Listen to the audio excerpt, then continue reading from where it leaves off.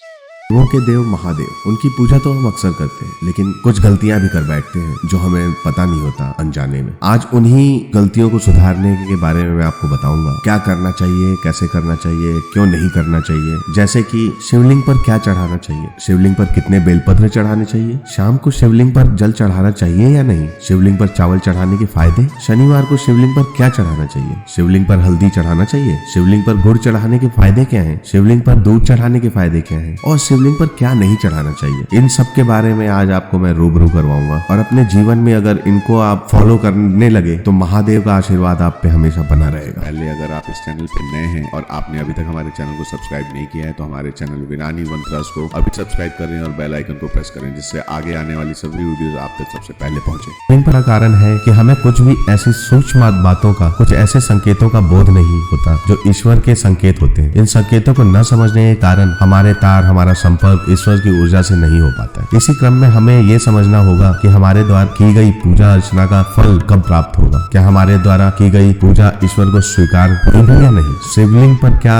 वो कैसे अर्पित करें ताकि भगवान भोलेनाथ को शीघ्र अतिशीघ्र प्रसन्न किया जा सके, शिवलिंग पर क्या चढ़ाना चाहिए। कहीं पर कोई भी शिवलिंग हो, चाहे वो खंडित ही क्यों ना हो, आप उसका पूजन कर सकते हैं। शिवलिंग हमेशा पूज्य माना जाता है, चाहे वो जैसी भी स्थिति में क्यों ना हो। हम सदैव अपनी बात को महादेव तक पहुंचाने का प्रयत्न करते हैं। हम सालों सालों तक मंदिर जाते हैं, पूजा अर्चना करते हैं ताकि भगवान हमारी मनोकामना को सुने और उसे पूरा करें, लेकिन उनके कई सालों के बाद भी हमारी मनोकामना पूरी नहीं होती। वहीं कुछ लोगों की प्रार्थना भगवान तुरंत सुन लेते हैं। ऐसा क्यों? आपने यह भी महसूस किया होगा कि हमारी कुछ ना कुछ गलती तो अवश्य होगी, जिसके कारण महादेव हमारे मन की बात को सुन नहीं रहे। इसका तरीका यह है कि आप सदैव महादेव के संपर्क में रहें। लेकिन प्रश्न आता है कि महादेव से संपर्क में रहना कैसे मुमकिन है? लेकिन यह मुमकिन है। इसके लिए आपको मंदिर भी जाने की आवश्यकता नहीं है। नाम जप इतना अत्यंत सरल तरीका है। महादेव का नाम लेने के लिए कोई भी नियम नहीं है। खुद महादेव नियमों से परे हैं। हमारे शास्त्रों में भी कहा गया है कि आप उठते बैठते, खाते पीते, सोते जागते या फिर किसी भी रोजमर्रा का काम करते वक्त महादेव का नाम ले सकते हैं, यानी कि नाम जप कर सकते हैं। नाम जप के लिए कोई भी बंधन नहीं है, लेकिन मंत्रोच्चारण के लिए बंधन है। यदि आप सदैव भगवान का नाम जप करेंगे तो आप हमेशा महादेव के संपर्क में रहेंगे। वो आपकी हर बात, हर मनोकामना को सही समय पर आने पर अवश्य पूर्ण करेंगे। वहीं अलग अलग मनोकामना को पूर्ण करने के लिए अलग अलग विधान का वर्णन मिलता है, इसे भी आपको जानना आवश्यक है। शिवलिंग पर कितने बेलपत्र चढ़ाने चाहिए? हमेशा हमारे और आपके मन में ये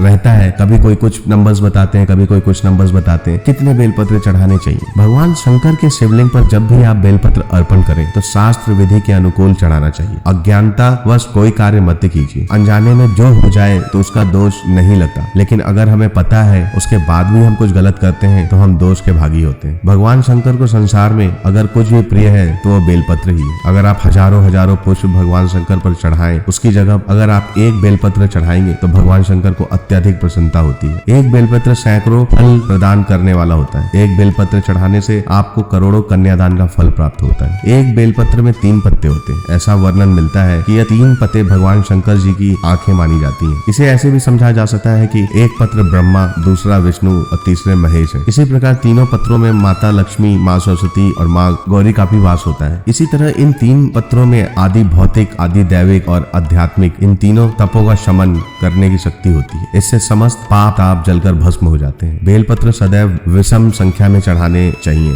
जैसे कि 108, 51, 21, 11, 7, 5 या 3 आदि संख्या में चढ़ाना चाहिए। बेलपत्र चढ़ाते समय ध्यान रखना चाहिए कि यह खंडित ना हो। कम से कम आखिरी बेलपत्र में ऊपर के पत्तों पर ओम तथा नीचे, कम से कम आखिरी बेलपत्र में ऊपर के पत्ते पर ओम तथा नीचे एक में नमः व दूसरे में शिवाय लिखकर चढ़ाएं। यह मंत्र चंदन से लिखना चाहिए। जब आप भगवान शिव पर बेलपत्र अर्पित करते हैं तो आपकी अनामिका, मध्यमा और अंगूठा द्वारा पकड़कर ही चढ़ाना चाहिए। इसे मिग्र मुद्रा कहा गया है। बेलपत्र का सीधा भाग यानी चिकना भाग शिवलिंग की पीठ पर होना चाहिए। अगर आपको रोज शिवलिंग पर बेलपत्र चढ़ाने के लिए नहीं मिले या बेलपत्र का अभाव हो तो बेलपत्र को पुनः धोकर भगवान शंकर पर चढ़ाया जा सकता है। 1 महीने से 6 महीने तक बेलपत्र को बासी नहीं माना जाता। इस बेलपत्र की अपार महिमा। शाम को शिवलिंग पर जल चढ़ाना चाहिए या नहीं? कभी कभी ऐसा सुनने को मिलता है कि सूर्यास्त के बाद शिवलिंग पर जल नहीं चढ़ाना चाहिए। इस शंका का समाधान शास्त्रों के प्रमाण में मिलता है। लिंग पुराण में इस विषय पर एक श्लोक मिलता है जो इस प्रकार है। लिंग पुराण के श्लोक में लिखा गया है कि भगवान महादेव की उपासना तीनों कालों में प्रत्येक भक्तों को करनी चाहिए। इसमें स्पष्ट कहा गया है कि प्रातः काल भगवान शिव की पूजा करने से आपको मोक्ष व सदिति की प्राप्ति होती है। आपके मन की सभी मनोकामनाएं परिपूर्ण हो जाती हैं। मध्य काल अर्थात दिन के समय अगर आप भगवान महादेव की पूजा करते हैं तो आपको यज्ञों का फल प्राप्त हो जाता है। वहीं संध्या काल के समय यदि आप भगवान महादेव के शिवलिंग की आराधना करते हैं, उसमें जल अर्पण करते हैं, तो आपको समस्त यज्ञों का फल प्राप्त होता है। तीनों कालों में सबसे अद्भुत महिमा संध्या काल की बताई गई है। इसलिए भगवान महादेव की पूजा का जो सर्वोत्तम काल होता है वह प्रदोष काल होता है। इसलिए प्रदोष काल अर्थात संध्या काल के समय भगवान महादेव की उपासना अपने आप में अनन्य फल देने वाली होती है। यह बेला ऐसी होती है जिससे भगवान शंकर अपने भक्तों को अमित रूप में फल प्रदान करते हैं। इतना ही नहीं, लिंग पुराण के उत्तर भाग के 23वें अध्याय में भी स्पष्ट प्रमाण देखने को मिलता है। आप संध्या काल के समय भी शिवलिंग की पूजा कर सकते हैं तो पूर्णा का प्रसाद बन जाता है। शिवलिंग पर गुड़ चढ़ाने के क्या फायदे हैं? मंगलवार का दिन भगवान हनुमान को समर्पित होता है। हनुमान जी भगवान शंकर के 11वें रुद्रावतार हैं। संपत्ति और जमीन से जुड़े मामले मंगल के क्षेत्र में ही आते हैं। इसलिए अगर आपके जीवन में जमीन जायदाद से जुड़ी समस्या है तो शिव उपासना से इसका समाधान संभव है। इसके लिए मंगलवार के दिन शिवलिंग पर गुड़ मिला जल शिवलिंग पर अर्पित करना चाहिए। इसके बाद शिव जी से संपत्ति लाभ की प्रार्थना करें। यह प्रयोग 9 मंगलवार तक करना चाहिए। इससे शीघ्र अतिशीघ्र आपको लाभ प्राप्त होगा। शिवलिंग पर क्या नहीं चढ़ाना चाहिए, यह जानना बहुत जरूरी है। शिव पुराण के अनुसार ऐसी कौन सी चीजें हैं जो हमें शिवलिंग पर भूल से भी नहीं चढ़ानी चाहिए। हमें यह तो ज्ञात है कि शिवलिंग का अभिषेक करना चाहिए, लेकिन हमें यह नहीं जानते कि शिवलिंग पर कौन कौन सी वस्तुएं कभी भी नहीं चढ़ानी चाहिए। शिव पुराण के अनुसार यदि भूल से भी यह वस्तुएं शिवलिंग पर चढ़ा दी जाती हैं तो भगवान शंकर प्रसन्न होने के बजाय रुष्ट हो जाते हैं।